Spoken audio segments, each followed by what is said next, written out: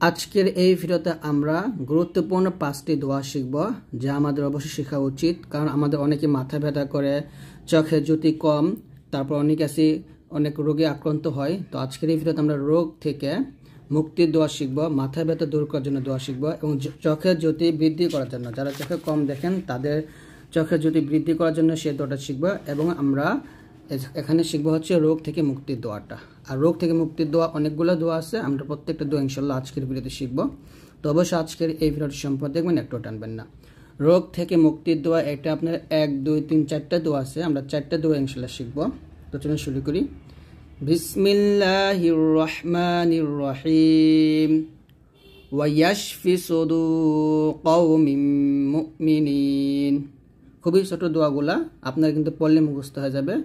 ওয়ায়াশফি সুদূর, সাদে পেশ মোটা করে, ওয়ায়াশফি সুদূর কওমিন মুমিনিন। আবার বলেন, ওয়ায়াশফি সুদূর কওমিন মুমিনিন।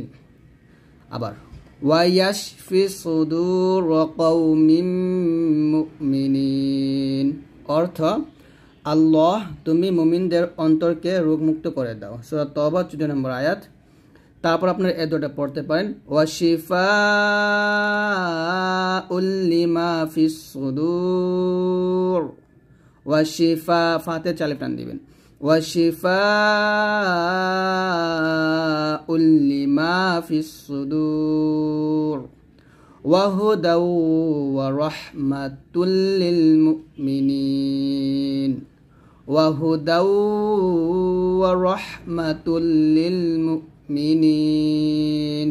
আবার ওয়াশিফাউল লিমা ফিস সুদূর ওয়াহুদাও ওয়া রাহমাতুল লিল মুমিনিন। অর্থ হচ্ছে, কুরআন হচ্ছে মুমিনদের জন্য অন্তরের রোগসমূহের প্রতিষেধক। সূরা ইউনুস।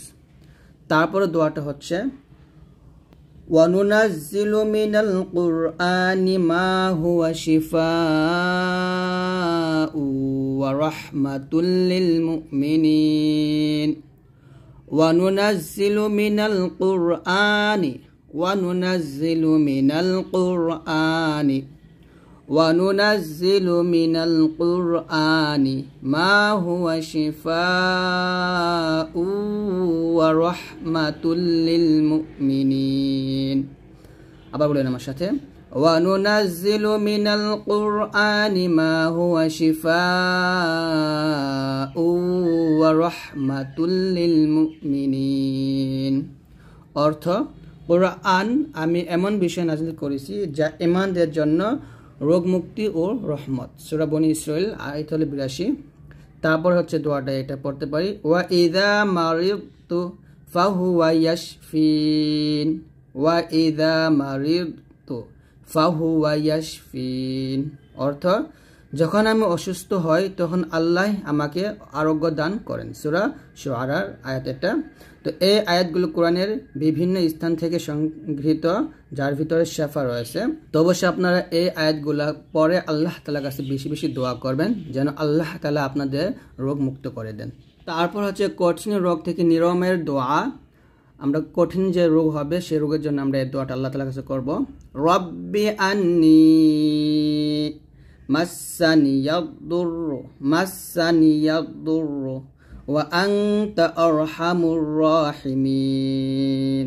আবার রব্বি আন্নি মাসানিয়াদ-দুররু, ইয়াকে লতকে ধরবে, মাসানিয়াদ-দুররু রব্বি আন্নি মাসানিয়াদ-দুররু ওয়া আনতা আরহামুর রাহিমিন। ওয়া আনতা আরহামুর রাহিমিন। আবার বলেন, রব্বি আন্নি মাসানিয়াদ-দুররু, রব্বি আন্নি মাসানিয়াদ-দুররু ওয়া আনতা আরহামুর রাহিমিন। অর্থ হচ্ছে, হে আল্লাহ আমি রোগগ্রস্ত হয়ে পড়েছি, আমায় তুমি নিরাময় করো, কেননা তুমি হচ্ছ দয়ালুদের মধ্যে সর্বশ্রেষ্ঠ দয়ালু। সূরা আম্বিয়া। তো আপনারা এই দোয়াটা পরে আল্লাহ তাআলার কাছে কঠিন রোগ থেকে মুক্তি পেতে পারেন। তো এই দোয়াটা বেশি বেশি করবেন। তারপরে দোয়াটা খুবই গুরুত্বপূর্ণ, মাথা ব্যথা দূর করার জন্য দোয়া। তো আমাদের অনেকেরই মাথা ব্যথা হয়। তো যখন আমাদের মাথা ব্যথা হবে তখন আমরা এই দোয়াটা পড়তে পারি, লা ইউসাদ্দাউনা আনহা ওয়া লা ইউনজিফুন। খুবই ছোট দোয়া কিন্তু। লা ইউসাদ্দাউনা আনহা لا يصدعون عنها ولا ينزفون। আমার সাথে আপনারা পড়েন, لا يصدعون عنها ولا ينزفون। অর্থ, সেই পানীয় পান করার কারণে তাদের কোনো মাথা ব্যথা হবে না, তারা কোনো রকম নেশা করবে না। তারপরে আমরা চোখের জ্যোতি বৃদ্ধি করার জন্য আমরা এই দোয়াটা পড়ব, ফাকাশাফনা আনকা গিতাআকা ফাবাসারুকাল ইয়াউমা হাদিদ। ফাবাসারুকাল ইয়াউমা হাদিদ। আবার ফাকাশাফনা আনকা গিতাআকা فكشفنا عنك غطاءك فبصرك اليوم حديد। অর্থ, এখন আমি তোমাদের সামনে থেকে পর্দা উন্মোচন করেছি, আজ তোমরা দৃষ্টিশক্তি হবে অত্যন্ত প্রখর। সূরা কাফ। তারপর আমরা শিখব রক্ত বন্ধ করণীয়। উহুদের যুদ্ধে রাসূল সাল্লাল্লাহু আলাইহি ওয়াসাল্লাম এর চেহারায় জখম হয়েছিল, তার সামনে দাঁত ভেঙে গিয়েছিল এবং মাথার লোহার টুপি ভেঙে জখম হয়েছিল। তখন আলী রাদিয়াল্লাহু তাআলা আনহু গামলা দিয়ে পানি নিয়ে এলেন। ফাতেমা রাদিয়াল্লাহু তাআলা আনহা রক্ত দৌত করেছিলেন, আর আলী দেখলেন রক্ত বন্ধ হচ্ছে না, বরং বৃদ্ধি পাচ্ছে। তখন তিনি যা করলেন তাহলে এই দোয়াটা পড়লেন, উখিযা হাসীরুন ফাউহরিক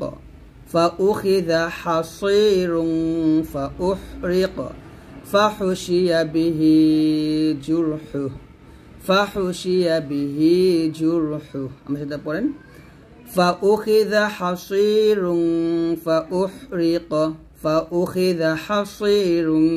فأحرق فحشي به جرحه। এই দোয়াটা পড়বেন, যার অর্থ হচ্ছে, একটি চাটাই নিয়ে জ্বালিয়ে দিলেন, চাটাই পরে ছাই হয়ে যাবার পর তা ক্ষতি স্থানের উপর লাগিয়ে দিলেন, অতঃপর রক্ত নির্গত হওয়া বন্ধ হয়ে গেল। সহিহ বুখারীর হাদিস এটা।